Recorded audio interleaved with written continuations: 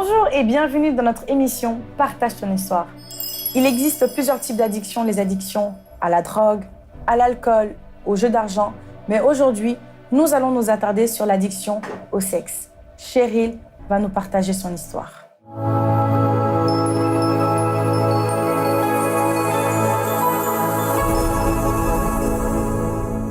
Bonjour Cheryl. Bonjour. Bienvenue dans Partage ton histoire. Merci. Aujourd'hui, tu vas nous témoigner de ce qui s'est passé dans ta vie, de ton histoire. Et je vais te laisser la parole pour que tu puisses nous expliquer comment cette addiction a commencé. D'accord. Alors déjà, je tenais à te remercier de m'avoir accueillie sur cette magnifique émission.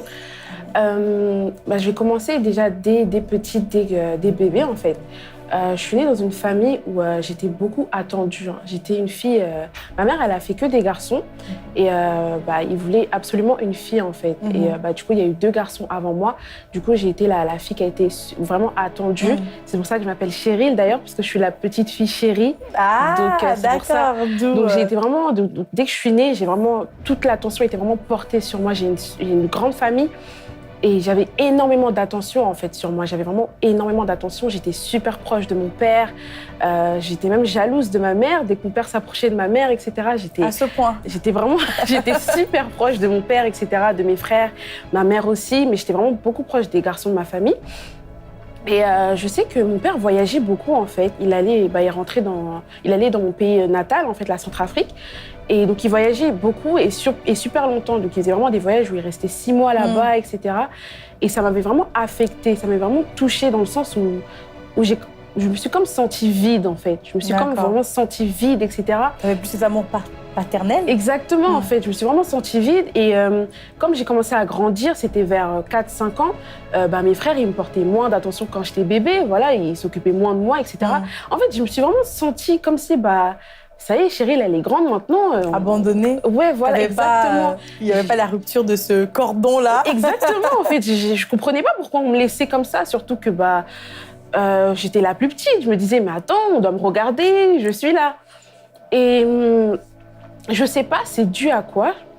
Jusqu'à aujourd'hui, je ne sais pas c'est dû à quoi, mais depuis toute petite, j'étais vraiment curieuse sur les choses des adultes, donc le sexe. J'étais vraiment curieuse, en fait. Je me demandais vraiment comment ils font des enfants, comment ça se passe, etc. Après, c'est vrai que, quelque part, quand on grandit, à l'école, on voit des images, le zizi, la zézette.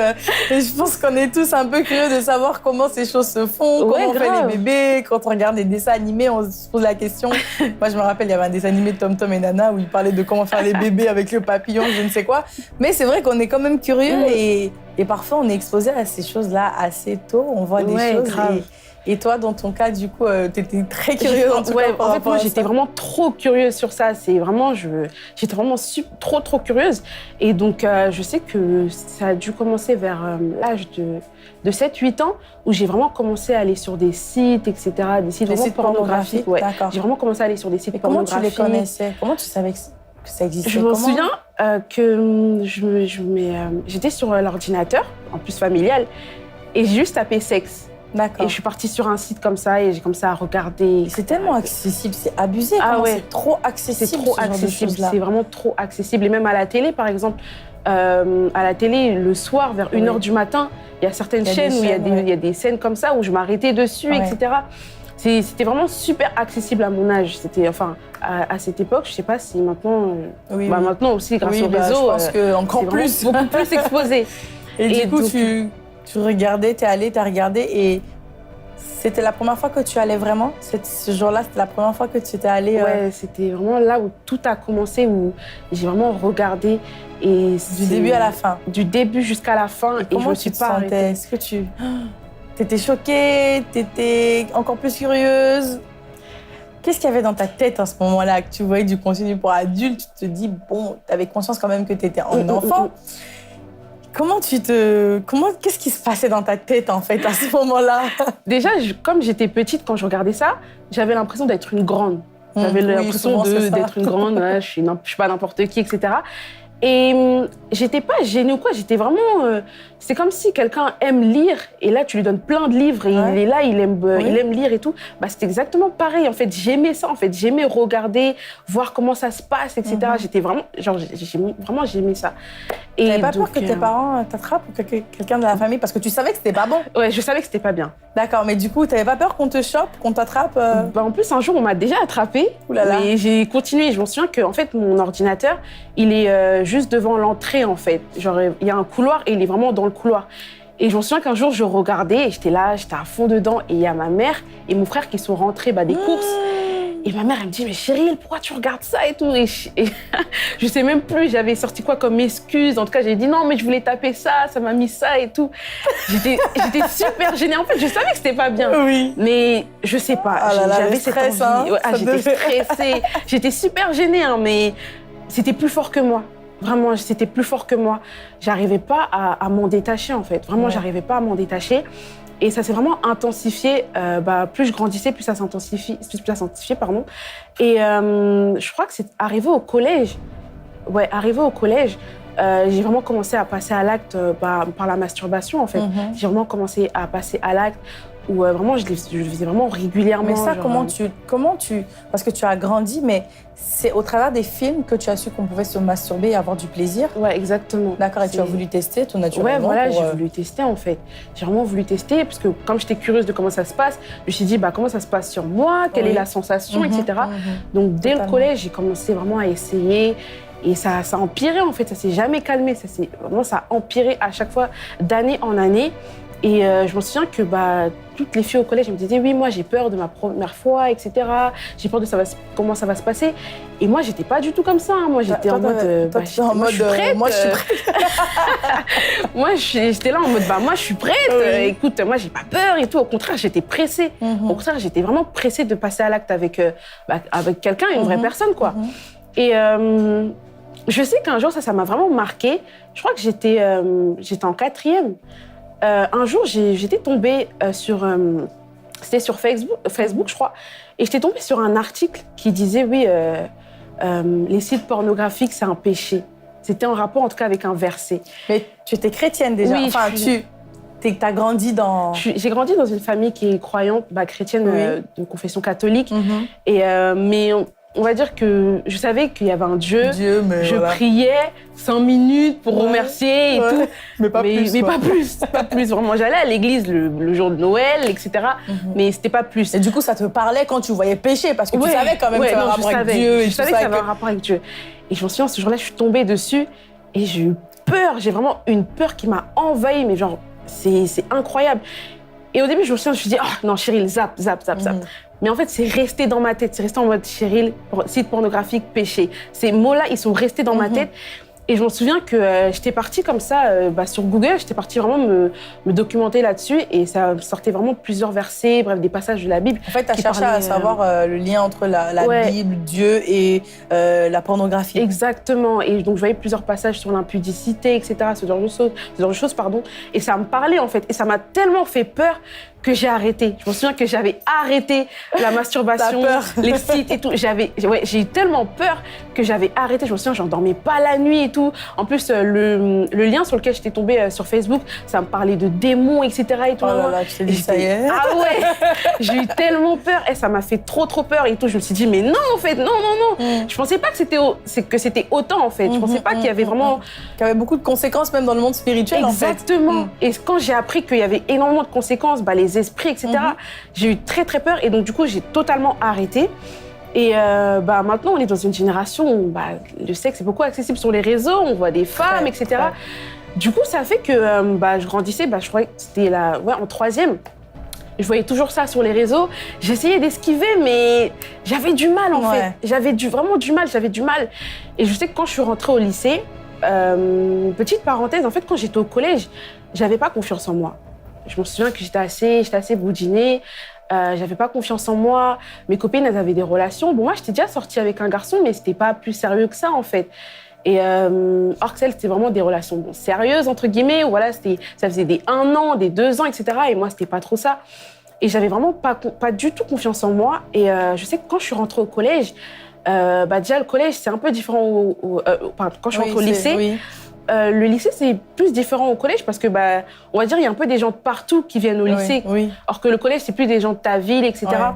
Et donc, du coup, je sais que y a déjà des garçons qui me regardaient, qui me disaient « Ouais, t'es belle, etc. » Et donc, du coup, moi, ça me redonnait confiance. Ça te redonnait confiance, voilà, c'est ça. Et je sais que quand je suis rentrée au lycée, j'ai commencé à reprendre tout ce qui est site pornographique, etc. Pas la masturbation, mais tout ce qui est site pornographique, j'ai commencé à reprendre. Et est-ce que tu en parlais avec une de tes amies ou est-ce que tu étais dans un groupe où... Est-ce que tu te cachais de ça? T'avais honte? Avant de faire ma première fois, j'avais honte. J'en parlais à personne. D'accord. Vraiment, personne n'était au courant. Même mes amies, elles étaient vraiment pas du tout au courant que j'aimais ça. D'accord. Et c'est vraiment quand je suis partie au lycée, du coup, et j'ai rencontré un garçon. On s'est fréquentés, etc. Et du coup, j'ai fait ma première fois avec lui. Et c'est à partir de là, on va dire que j'ai commencé à assumer à mes copines.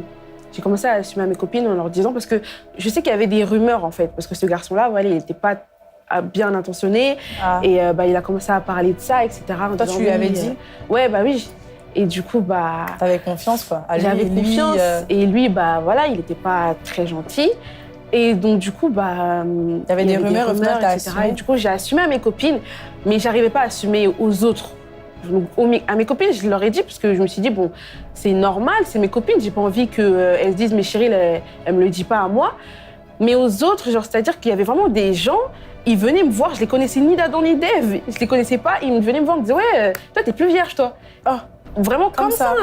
Et je me disais, mais oh mon Dieu, j'avais tellement honte. T'avais quel âge à ce moment? Je suis rentrée au lycée, j'avais 15 ans. Et est-ce que tes parents l'ont su tout de suite ou est-ce qu'ils l'ont su déjà? Est-ce que même là, jusqu'à là, ils ne le savent pas? Je crois que ma mère, elle s'en doute. Elle s'en doute, mais... déjà. En fait, je pense qu'elle essaie de me lancer des signaux en me disant, oui, il faut que tu ailles chez le gynéco, des trucs comme ça, etc. Et toi, t'esquives? Ah ouais, franchement, j'ai esquivé. Mais je pense qu'elle s'en doute, hein. Je pense qu'elle s'en doute. Et après, j'ai la chance d'avoir des parents assez ouverts sur tout ça. Je parle beaucoup de sexe avec ma mère, etc. Mon père, c'est un peu plus compliqué. Mais ma mère, je parle beaucoup de ça, même avec mes frères. Ils me disent oui, ils sont pas fermés en mode oui, t'as pas de copains, etc. Et tout. Mes frères aussi, ils sont beaucoup ouverts sur ce sujet. C'est juste de te prévenir, pour que tu puisses faire attention, quoi. Exactement. Et donc, du coup, je reviens quand j'étais au lycée, du coup. Donc, hormis que mes parents, ils étaient super ouverts dessus, etc. En fait, j'arrivais à en parler librement à mes proches, mais le fait que les autres savent, ça me dérangeait. Ouais. Ça me dérangeait. Et du coup, malgré ça... Et du coup, au lycée, comment ça s'est passé? Est-ce que t'avais honte? Comment tu vivais la chose? Franchement, j'avais vraiment honte. Je sais que à cette période, au lycée, j'avais perdu 8 kilos en un mois. Oh non! J'avais perdu 8 kilos en un mois parce que j'étais angoissée. J'étais angoissée à l'idée d'aller au lycée, d'affronter toutes ces insultes, etc.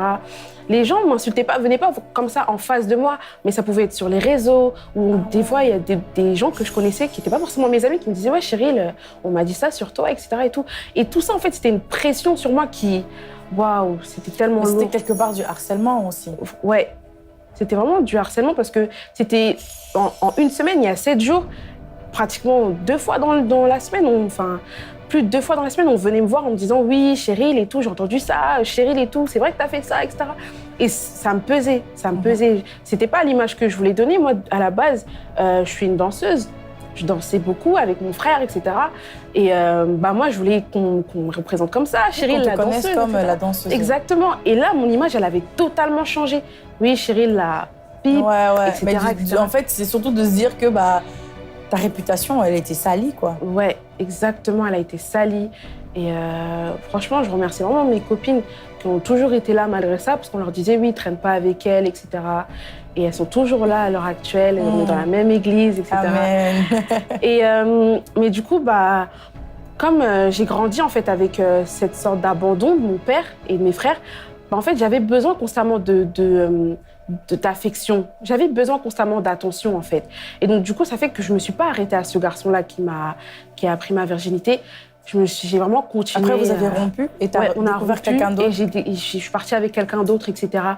Et en fait, j'avais constamment besoin de l'attention d'un homme.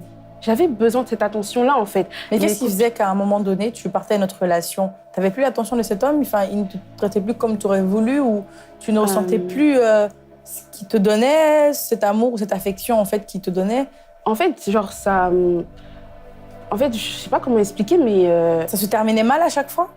Non, pas forcément, mais juste... C'est toi qui partais? Ouais, c'est moi qui partais parce que je me disais, bon, c'est bon, lui, il me saoule, c'est bon, je veux voir quelqu'un d'autre, en fait. D'accord. Et j'avais besoin de nouveau à chaque fois. J'avais vraiment besoin de nouveau à chaque fois. Du coup, bah, dès que ça se terminait avec un garçon, comme j'aimais pas me sentir seule, j'avais vraiment cette sensation depuis que j'étais toute petite, bah, je partais encore vers un autre garçon, etc. Et en plus, bah, ça s'est empiré parce que quand je suis rentrée, bah, du coup, en seconde, j'ai commencé à aller aux fêtes, donc dans les soirées, etc. Et ça a vraiment, waouh, ça a empiré parce que du coup, bah, dans les fêtes, il y a beaucoup de garçons, etc. Et bah, les gens là-bas, ils sont pas forcément avec des bonnes intentions. C'est pas forcément sain. Ouais, voilà. Donc ça s'est vraiment empiré, etc. J'ai découvert beaucoup de garçons, je parlais avec beaucoup de garçons, j'avais des relations par-ci, par-là, etc. Et en fait... C'est-à-dire que là, tu as un tableau de chasse, là. Ah, ouais. En fait, vraiment, j'en avais besoin. C'était de la même manière dont des gens ont besoin de faire du foot ou un sport particulier. Moi, j'avais besoin de cette attention-là. J'avais besoin d'avoir une relation sexuelle pour me sentir bien, etc. et tout. Au final, c'était parce que quelque part, tu cherchais Dieu. Je cherchais Dieu. Je me sentais seule.